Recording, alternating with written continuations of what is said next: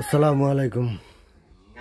আলহামদুলিল্লাহ আমাদের পুকুরের মাছের গ্রোথটা অনেক ভালো হয়েছে এই বছর।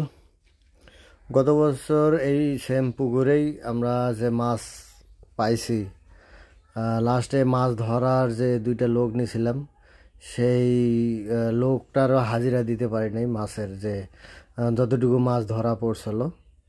তা আলহামদুলিল্লাহ এইবার মাছের গ্রোথ অনেক ভালো। মাছ এবার অনেক হয়েছে আমাদের এই পুকুরটাতে।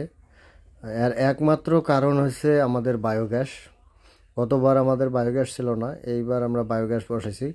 বায়োগ্যাসের যে বায়ো স্যালারি, যেটা জৈব সারটা, ওইটা আমাদের এই পুকুরে প্রয়োগ করছি। প্রয়োগ করার পরে ওইটা একটা প্রাকৃতিক খাদ্য তৈরি হয়েছে পুকুরের মধ্যে। দেখেন পানিগুলার কালার কত সুন্দর কালার, মনে হচ্ছে যে পুকুরে অনেক খাদ্য। তো এই খাদ্যগুলোর ফলেই, এই বায়োগ্যাসের ফলেই আমাদের মাছের আলহামদুলিল্লাহ অনেক ভালো একটা রেজাল্ট পাইছি এবার। এটা আমাদের ছোট্ট একটা পুকুর আমাদের খামারের সামনে।